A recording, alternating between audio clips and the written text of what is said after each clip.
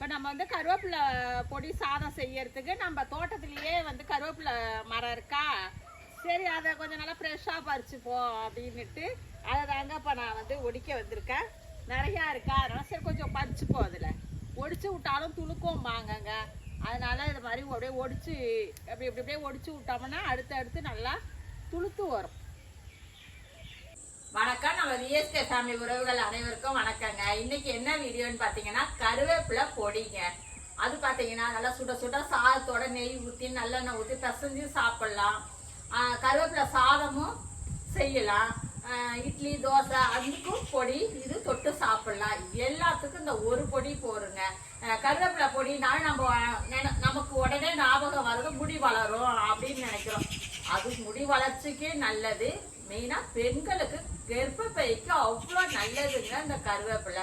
அது இந்த மாதிரி நல்லா பொடியாக செஞ்சு நம்ம சாப்பிடும்போது சாப்பிட்ருவோம். இதை குழம்புலாம் போட்டு நம்ம சாப்பிட தூக்கி தான் போடுவோம். சில பேர் சாப்பிட மாட்டாங்க. ஆனால் நான்லாம் பார்த்தீங்கன்னா கருவேப்பிலை போட்டு சாதத்தோட பிசைஞ்சு சாப்பிட்ருவாங்க சேர்த்து. அது ரொம்ப ரொம்ப நல்லது. அது எப்படி செய்யலான்னு பார்த்துடலாம் வாங்க.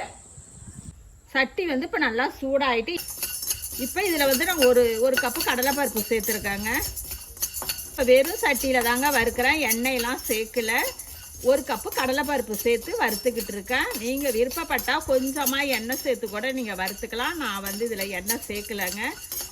வெறும் சட்டியில் வறுக்கும்போது நம்ம அந்த பொடி வந்து கொஞ்சம் நாளைக்கு கெட்டு போகாது. இல்லைன்னா கொஞ்சம் நாளில் இந்த எண்ணெய் சுக்கு வாடை வரும்பாங்க. இல்லைன்னா ஃப்ரிட்ஜில் வச்சு நம்ம ஸ்டோர் பண்ணி வச்சுக்கணும். நான் இதுனா அப்படியே வெறுமனேன்னு வெளியிலே வச்சுக்கலாங்க. நம்ம கலர் இந்த அளவுக்கு மாறி வரணும். அப்படியே வேறு ஒரு பிளேட்டுக்கு அப்படியே ஒன்று ஒன்றா மாற்றிடுவாங்க. உளுந்து நான் வந்து கடலைப்பருப்பு எடுத்த கப்புலே தான் அதே கப்பில் அதே அளவில் உளுந்து எடுத்துருக்கேங்க. நான் கருப்பு உளுந்து முழு உளுந்தாக எடுத்திருக்கேன். சிம்லேயே வச்சு வறுத்துக்கணும். உளுந்தும் நல்லா வறுபட்டுட்டுங்க. நல்லா வறுபட்டு நல்லா வாசனை வருது. நான் அப்படியே எல்லாத்தையும் ஒரே பிளேட்லேயே அப்படியே மாற்றிடுறேன். கப்புலேயே வேர்க்கடலை பச்சை கடலை தாங்க சேர்த்துருக்கேன். உங்கள்கிட்ட வறுத்த கடலை இருந்தால் கூட அப்படியே லைட்டாக ஒரு சூடு பண்ணி சேர்த்துக்குங்க. இப்போ வேர்க்கடலை நல்லா வறுபட்டுட்டுங்க. அதே பிளேட்டில் மாற்றி எடுத்து வச்சு கருப்பு எள்ளுங்க ஒரு 2 ஸ்பூன் அளவுக்கு எடுத்துருக்கேன். இந்த எள்ளு நல்லா படபடன்னு பொரியுது. அதுலேயே ஒரு ஸ்பூன் அளவுக்கு சீரகம், அதே மாதிரி மிளகு சேர்க்கும் போது நல்லாவும் இருக்கும் வாசனை.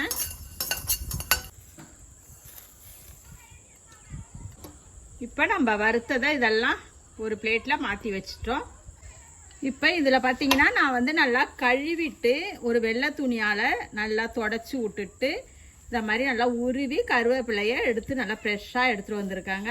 இப்போ இதையும் நான் வந்து வெறும் சட்டியில் தாங்க அப்படியே நல்லா வறுத்துக்கணும். இதை அப்படியே வெறும் சட்டியிலே போட்டு கொஞ்சமாக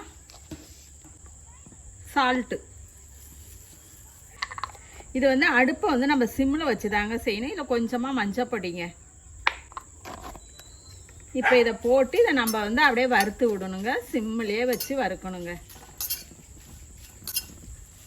நம்ம உப்பு சேர்த்து வறுக்கும்போது கலர் மாறாது. இப்படி எடுத்து நம்ம அப்படியே நுணுக்கிறோம் பாருங்கள், எப்படி இருக்குது பாருங்கள்.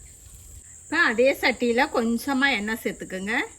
இதில் கொஞ்சமாக பெருங்காயம், கட்டி பெருங்காயம் தாங்க நான் சேர்க்குறேன். காரத்துக்கு மிளகாய், இந்த மிளகாயும் பெருங்காயம் பூண்டு இது வந்து கொஞ்சம் எண்ணெயில் வறுத்துட்டு சேர்க்கும்போது நல்லா இருக்குங்கிறதுனால இதை மட்டும் எண்ணெயில் வறுத்துக்குங்க. பாக்கியெல்லாம் அப்படியே நம்ம சேர்த்துக்கலாம். இப்போ மிளகாய் நல்லா வறுபட்டுட்டு, மிளகாய் பெருங்காயம் எல்லாமே வறுபட்டுட்டு இதை வந்து ஒரு பிளேட்டுக்கு அதே பிளேட்டில் நான் மாற்றிக்கிறேன். நான் கொஞ்சமாக பூண்டு பல் எடுத்து அப்படியே தட்டிட்டு சேர்த்துருக்கேன். இது தட்டிட்டு சேர்க்கும்போது நல்லா வறுபடும். கொஞ்சம் எண்ணெய் சேர்த்து நம்ம வறுத்தாதான் கொஞ்சம் நல்லா ஈரத்தன்மைலாம் நல்லா வறண்டு போய் வறுபட்டு வரும். அதனால் கொஞ்சம் எண்ணெய் சேர்த்துக்கிட்டேன். இப்போ பூண்டு நல்லா வறுபட்டுக்கிட்டு இருக்குங்க. இது வந்து நம்ம வந்து தோலோடைய தான், அதாவது மேத்தோலை எடுத்துட்டு உள்தோலோடைய அப்படியே லைட்டாக அப்படியே ஒரு இடிச்சிட்டு நம்ம சேர்த்து இதை வறுத்துக்க வேண்டியதான். அப்போ தான் நல்லாவும் இருக்குங்க. முழுசாலாம் உரிக்காதீங்க தோலெல்லாம். வறுபட்டுட்டு நம்ம அடுப்பை ஆஃப் பண்ணிவிட்டு இந்த வானல் சூட்டுலேயே நம்ம அப்படியே விட்டுட்டோம்னா இது நல்லா கொஞ்சம் இன்னும் வறுபட்டு வரும், கொஞ்சம் நல்லா மொறு மொறுன்னு கிடைக்கும். அப்படி இப்போ இதில் வந்து நான் வந்து ஃபஸ்ட்டு கருவேப்பிலை தாங்க பொடிச்சு எடுத்துகிட்டு வர போகிறேன். நான் ஒன்றாலாம் அதில் பொடிக்கல, நல்லா எப்படி இருக்குது பாருங்கள் காஞ்சதும். இப்போ மிக்ஸி கப்பில் சேர்த்துருவோம். இது தனியாக அப்படியே கொஞ்சம் நரன்னு பொடிச்சு எடுத்துகிட்டு வந்துடுறேன். மாதிரி நான் வந்து பொடிச்சு எடுத்துகிட்டு வந்துட்டேன் பாருங்கள், எப்படி இருக்குது பாருங்கள், நரன்னு இருக்கணும். இதை வந்து இந்த கப்பிலே மாற்றிடுவோம். இந்த கப்பில் பார்த்தீங்கன்னா ஃபஸ்ட்டு மிளகாய் பெருங்காயம், கட்டி பெருங்காயம் இதை வந்து அப்படியே போட்டு நல்லா பல்ஸில் விட்டு ஒரு ஓட்டை ஓட்டிட்டு அதுக்கப்புறம் பாக்கி இருக்கிற இந்த ஜாமான் வறுத்து வச்சுருக்கிற ஜாமான்லாம் நம்ம ஒன்றா போட்டு கொஞ்சம் நரன்னு அரைச்சி எடுத்துகிட்டு வரேன். இப்போ நான் எல்லாத்தையும் போட்டு பொடிச்சு எடுத்துகிட்டு வந்துட்டாங்க. இந்த மாதிரி நறுன்னு இருக்கணும், நைஸாக ஒட்டிடாதீங்க. இப்போ இந்த பொடியிலே நம்ம வந்து இந்த வறுத்த பூண்டை சேர்த்துருவோம்.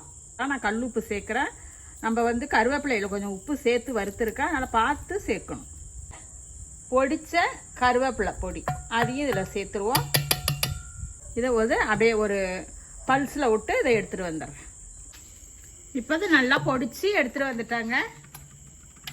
இதை மாதிரி நல்லா நறுன்னு இருக்கணும். கொஞ்சம் சாதம் தாங்க, கருவேப்பிலை சாதம் செய்ய போகிறேன். அதுக்கு கொஞ்சமாக எண்ணெய் சேர்த்துருக்கேன், கொஞ்சம் நெய்யும் சேர்த்து செய்யும்போது நல்லா இருக்குங்க. டேஸ்ட்டாக சாதம் நல்லா வாசனையாகவும் கமன்னு இருக்கும். இதில் கொஞ்சம் கடுகு, உளுத்தம்பருப்பு, கடலைப்பருப்பு, கொஞ்சம் முந்திரி, வறுத்த வேர்க்கடலை, 2 காஞ்ச மிளகாய். இதை நல்லா கொஞ்சம் அப்படியே வறுபடுத்தோம். இது நல்லா வறுபட்டுக்கிட்டு இருக்கும்போதே நல்லா ஃப்ரெஷ்ஷான 2 கொத்து கருவேப்பிலைங்க.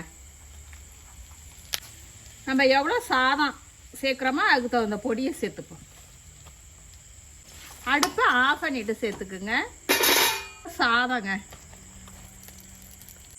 இப்போ இதில் வந்து நம்ம சாதம் சேர்த்துருக்கறதுனால அதுக்கு இன்னும் கொஞ்சம் உப்பு சேர்த்துப்போம்.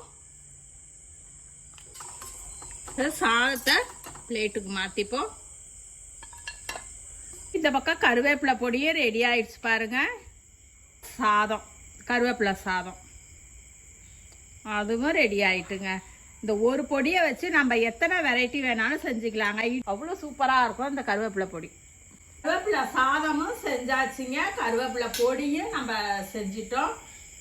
2மே செஞ்சாச்சு. நீங்கள் திடீர்னு தாங்க ஒரு யோசனை, சரி நீங்கள் கருவேப்பிலை பொடி சாதம் செஞ்சு நைட்டு சாப்பிட்லாம். இந்த கருவேப்பிலை பொடி பார்த்தீங்கன்னா இட்லி, தோசை, இடியாப்பம் எல்லாத்துக்குமே சாப்பிட்லாங்க. நீங்களும் ஒரு டைம் செஞ்சு பாருங்க. செஞ்சு பார்த்துட்டு எப்படி இருக்குன்னு கமெண்ட்ல சொல்லுங்க. ரசிச்சு சமைங்க, ருசிச்சு சாப்பிடுங்க. நாளை சந்திப்போம்.